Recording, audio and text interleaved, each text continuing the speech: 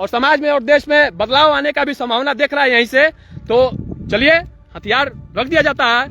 अगर इसके बाद इन लोगों ने कुछ छल किया या झूठ मूठ का कुछ ऐसा भी कुछ भी किया तो समाज और देश के लोग आप समझना इसके बाद कि ऐसे लोगों का क्या इलाज करना है। यह आवाज किसी नेता की नहीं है, किसी बड़े सामाजिक कार्यकर्ता की भी नहीं है। यह आवाज है बिहार के भोजपुर जिले के एक साधारण युवक की, जिसका नाम था भरत तिवारी। लेकिन आज यह युवक जिंदा नहीं है। बिहार पुलिस का दावा है भरत तिवारी अपराधी था। उसने पुलिस पर फायरिंग की, जवाबी कार्रवाई में मारा गया। मुख्यमंत्री सम्राट चौधरी कहते हैं उन्होंने वीडियो देखा है जिसमें आरोपी पुलिस पर हथियार ताने हुए दिखाई दे रहा है और उन्होंने साफ कहा अपराधियों को बिहार छोड़ना ही होगा। अब कल एक मैंने देखा वीडियो, मैं अभी सवेरे से चिंतित था कि मेरे ही पुलिस वाले को कोई हथियार दिखा रहा है और पुलिस कार्रवाई नहीं कर रहा है। तो अभी डीजीपी सर को गिरफ्तार भी कर लिया गया। उसको मानसिक आरोग्य का जो हॉस्पिटल उसमें भर्ती करने का काम किया जाए। लेकिन अगर कहानी इतनी ही सीधी होती तो भरत तिवारी की मौत के बाद सैकड़ों ग्रामीण सड़क पर क्यों उतरते? महिलाएं पुलिस के खिलाफ नारे क्यों लगाती? पथराव क्यों होता? लाठीचार्ज क्यों करना पड़ता? और सबसे बड़ा सवाल, अगर भरत तिवारी सिर्फ एक अपराधी था तो उसका पूरा गांव उसके साथ क्यों खड़ा दिखाई देता है? क्या गांव अपराधी के समर्थन में उतर गया था या गांव को लगता था कि उनके बेटे के साथ न्याय नहीं हुआ? आज हम किसी का पक्ष नहीं लेंगे, ना पुलिस का ना परिवार का। हम सिर्फ भरत तिवारी की कहानी सुनेंगे, उसकी अपनी फेसबुक पोस्टों से, उसके वायरल वीडियो से, उसके परिवार की बातों से और पुलिस के दावों से।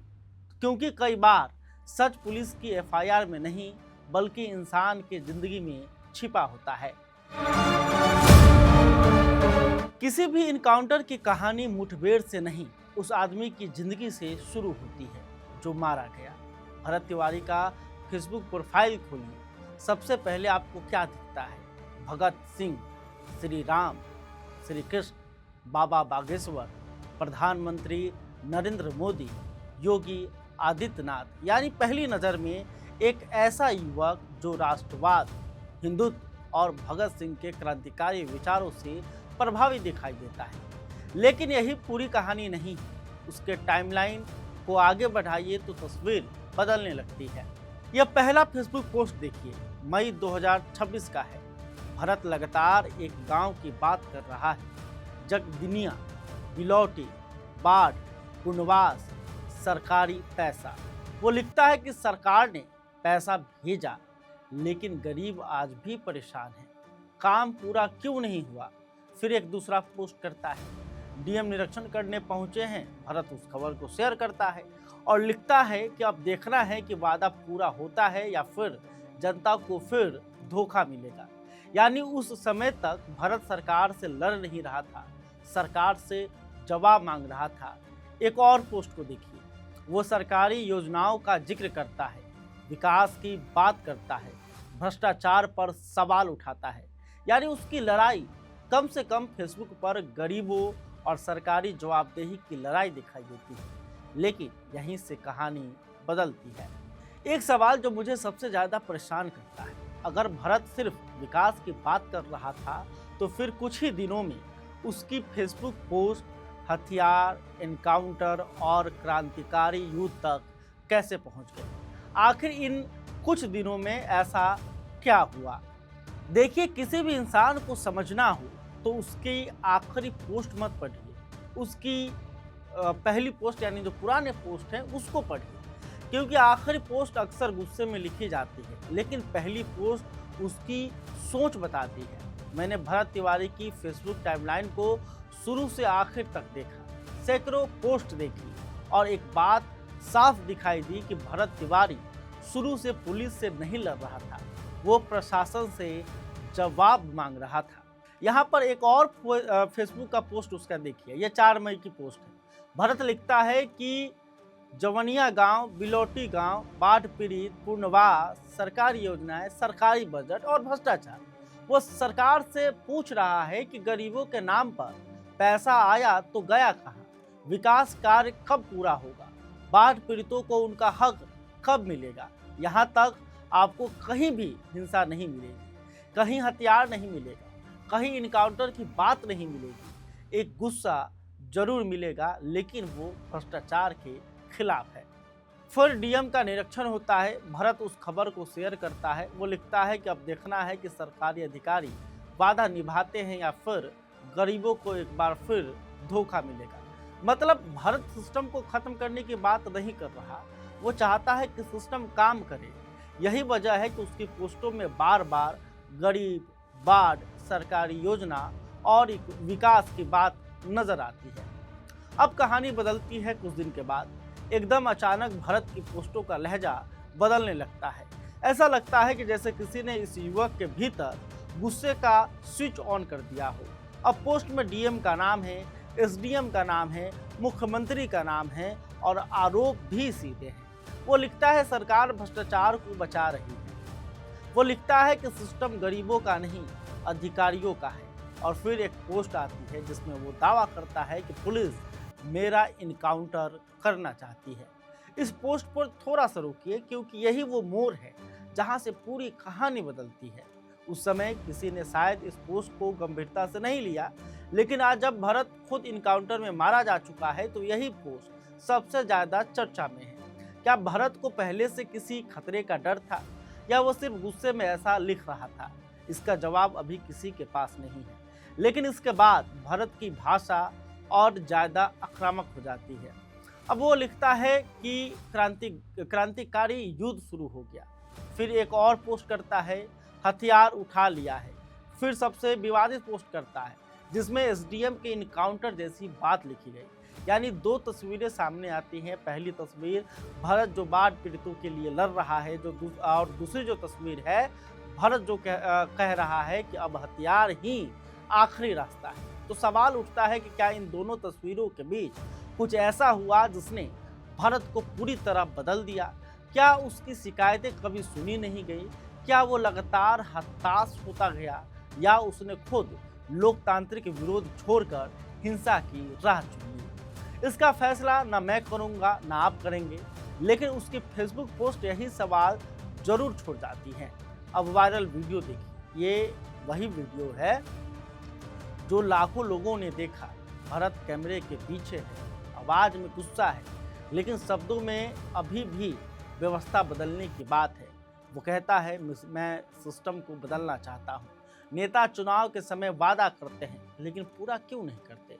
गरीबों को उनका हक क्यों नहीं मिलता? ध्यान दीजिए, इस वीडियो में भरत कहीं नहीं कहता है कि मैं किसी को मार दूंगा। ये जो व्यवस्था है बदलने की बात करता है। लेकिन जब यही वीडियो उसकी बात की फेसबुक पोस्टों के साथ रखकर देखते हैं तो लगता है उसके भीतर का गुस्सा धीरे धीरे विचार से टकराव और टकराव से हिंसक भाषा तक पहुंच गया। लेकिन क्या सिर्फ फेसबुक पोस्ट देखकर किसी को अपराधी घोषित किया जा सकता है, या क्या सिर्फ वायरल वीडियो देखकर किसी को समाजसेवी कहा जा सकता है? यहीं से कहानी में एंट्री होती है भरत के परिवार की, जो पुलिस की पूरी कहानी पर सवाल उठा रहा है। क्या कह रही है भरत की मां? पिता पुलिस पर कौन से आरोप लगा रहे हैं और पूरा गांव आखिर क्यों उबल पड़ा है? देखिए, एक तरफ पुलिस की प्रेस रिलीज थी जिसमें भरत तिवारी को अपराधी बताया गया। दूसरी तरफ भरत का घर था जहां मातम पसरा हुआ था। एक माँ जो बार बार सिर्फ एक ही बात कह रही थी कि मेरा बेटा अपराधी नहीं था। एक पिता जो कैमरे के सामने खड़े होकर पुलिस की कहानी पर सवाल उठा रहे हैं। परिवार का कहना है अगर भरत ने कोई अपराध किया था तो उसे गिरफ्तार किया जा सकता था, कानून अपना काम करता, कोर्ट फैसला करती, लेकिन सीधे इनकाउंटर क्यों?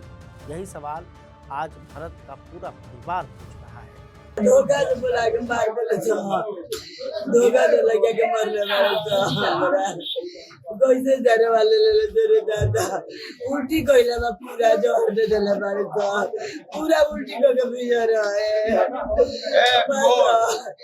गोली से मारले के बाद ओकर बाद मरले पड़ते बंदूक से कि सब ओकर आई सबसे देख करिया भइल बा जोर दे के पूरा उल्टी कोइले वाले का अयो दादा वो एकदम चुप रहे दिल के रही वो एकदम परिवार का दावा है कि भरत समाज के लिए काम करता था, बाढ़ पीड़ितों की आवाज उठाता था, भ्रष्टाचार के खिलाफ लड़ता था। इसी वजह से कई अधिकारियों से उसका विवाद भी हुआ। अब परिवार की यह बात कितनी सही है, इसका फैसला अदालत या जांच करेगी। लेकिन परिवार का दर्द कैमरे पर साफ दिखाई देता है। लेकिन अगर सिर्फ परिवार ही सवाल उठा रहा होता तो शायद यह मामला इतना बड़ा नहीं बनता। मामला इसलिए बड़ा हुआ क्योंकि भरत की मौत के बाद पूरा गांव सड़क पर उतर आया, हाईवे जाम कर दिए गए, महिलाएं रो रही थीं, लोग नारे लगा रहे थे। पुलिस पहुंचती है, तनाव बढ़ता है, पत्थरबाजी होती है, फिर लाठीचार्ज, पूरा इलाका जंग का मैदान बन जाता है। अब यहीं सबसे बड़ा सवाल पैदा होता है और यह सवाल इस पूरी स्टोरी का सबसे महत्वपूर्ण सवाल है। एक दूसरा सच भी है जिसे नज़रअंदाज नहीं किया जा सकता। भरत की फेसबुक पोस्ट सिर्फ भ्रष्टाचार की बात नहीं करती, उनमें हथियार की बात भी है, क्रांतिकारी युद्ध की बात भी है, एसडीएम को धमकी जैसी भाषा भी है। यानी अगर परिवार भरत को समाजसेवी बता रहा है तो उसकी अपनी फेसबुक पोस्ट एक अलग कहानी भी सुनाती है।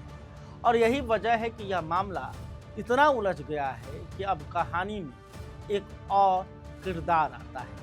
वो किरदार है बिहार के मुख्यमंत्री सम्राट चौधरी। उन्होंने भरत के इनकाउंटर पर क्या कहा? उन्होंने कहा कि मैंने वीडियो देखा है। और क्या पुलिस का दावा, फेसबुक पोस्ट और वायरल वीडियो एक दूसरे से मेल खाते हैं या कहीं कुछ छूट रहा है? अब तक आपने भरत तिवारी की फेसबुक पोस्ट देखी, उसका वायरल वीडियो देखा, परिवार की बातें सुनी। अब सुनिए पुलिस क्या कह रही है, क्योंकि किसी भी इनकाउंटर की कहानी पुलिस के बिना पूरी नहीं होती। पुलिस का दावा है भरत तिवारी के पास हथियार था, पुलिस उसे पकड़ने गई, भरत ने पुलिस टीम पर फायरिंग कर दी, पुलिस ने जवाबी फायरिंग की और भरत तिवारी मारा गया। यह पुलिस की आधिकारिक कहानी है, लेकिन इसी कहानी के बीच एक सवाल खड़ा होता है और यह सवाल किसी राजनीतिक दल ने नहीं उठाया। यह सवाल पुलिस के अपने दावों से पैदा होता है। शुरुआती जानकारी में पुलिस की तरफ से यह भी कहा गया कि भरत तिवारी मानसिक रूप से अस्वस्थ था। अगर ऐसा था तो फिर अगला सवाल अपने आप खड़ा होता है। अगर पुलिस को पहले से लगता था कि वह मानसिक रूप से बीमार है तो उसे पकड़ने की रणनीति क्या थी? तो क्या उसे जीवित पकड़ने की कोशिश की गई? क्या बातचीत, समझाने का प्रयास किया गया या किसी प्रशिक्षित टीम की मदद ली गई? यह हालात इतने तेजी से बिगड़े कि पुलिस के अनुसार जवाबी फायरिंग ही एकमात्र विकल्प बचा। इन सवालों के जवाब आधिकारिक जांच से ही सामने आएंगे। और देखिए, अभी जो खबर निकल कर आई है कि पुलिस ने थानाध्यक्ष समेत कई पुलिसकर्मियों को इस मामले में सस्पेंड कर दिया है और सवाल पूछा है, जांच बिठाई गई है कि आखिर इनकाउंटर करने की जरूरत क्यों पड़ी। तो देखिए, वहीं दूसरी तरफ आपको बता दें कि बिहार के मुख्यमंत्री सम्राट चौधरी का भी बयान आया है और मुख्यमंत्री ने इस मामले पर क्या कहा था वो भी आप देख लीजिए। अब कल एक मैंने देखा वीडियो, मैं अभी सवेरे से चिंतित था कि मेरे ही पुलिस वाले को कोई हथियार दिखा रहा है और पुलिस कार्रवाई नहीं कर रहा है। तो अभी डीजीपी है सर, को गिरफ्तार भी कर लिया गया, उसको मानसिक आरोग्य का जो हॉस्पिटल उसमें भर्ती करने का काम किया जाए। तो आपने देखा कि उन्होंने कहा कि मैंने ये वीडियो देखा है जिसमें आरोपी पुलिस पर हथियार ताने हुए दिखाई दे रहा है। फिर मुख्यमंत्री कहते हैं कि अपराधियों को बिहार छोड़ना ही होगा। यानी सरकार का रुख बिल्कुल साफ है, सरकार के लिए यह कानून के मुताबिक हुई पुलिस कार्रवाई है। लेकिन यहीं एक और सवाल खड़ा होता है कि क्या सिर्फ वायरल वीडियो पूरी कहानी बता देता है, या उस वीडियो से पहले की कहानी भी उतनी ही महत्वपूर्ण है, क्योंकि भरत तिवारी की फेसबुक पोस्ट कुछ और कहानी कहती है, परिवार कुछ और कहानी कहता है, गांव वाले कुछ और कहानी कह रहे हैं और पुलिस एक बिल्कुल अलग कहानी बता रही है। अब इस पूरी कहानी में सबसे बड़ा सवाल यही नहीं है कि भरत तिवारी अपराधी था या नहीं। सबसे बड़ा सवाल यह है कि एक युवक जो शुरुआत में बाट पित्तों के लिए लड़ रहा था, सरकारी भ्रष्टाचार पर सवाल उठा रहा था, वो कुछ ही हफ्तों में हथियार और हिंसक भाषा तक कैसे पहुंच गया? क्या उसकी शिकायतें कभी सुनी ही नहीं गई? क्या वो व्यवस्था से पूरी तरह टूट गया था? उसने कानून खुद हाथ में लेने का फैसला क्यों किया? यही वो सवाल है जो इस पूरे मामले को एक साधारण इनकाउंटर से कहीं बड़ा बना दे। सबसे बड़ा सवाल यह है कि एक युवक जो शुरुआत में बाट पित्तों के लिए लड़ रहा था, सरकारी भ्रष्टाचार पर सवाल उठा रहा था, वो कुछ ही हफ्तों में हथियार और हिंसक भाषा तक कैसे पहुंच गया? क्या उसकी शिकायतें कभी सुनी ही नहीं गई? क्या वो व्यवस्था से पूरी तरह टूट गया था? ये ऐसे सवाल है जिनका जवाब जानना बेहद ज़रूरी है। खैर देखिए, अभी तक आपने हमारे YouTube चैनल को सब्सक्राइब नहीं किया है तो कर लीजिए। भरत तिवारी को लेकर आप क्या सोचते हैं, कमेंट करके बताइएगा। वीडियो फेसबुक पर देख रहे हैं तो हमारे पेज को फॉलो कर लीजिए। मैं हूं परमवीर सिंह और आप देखते रहिए खबर पॉइंट। बहुत बहुत धन्यवाद।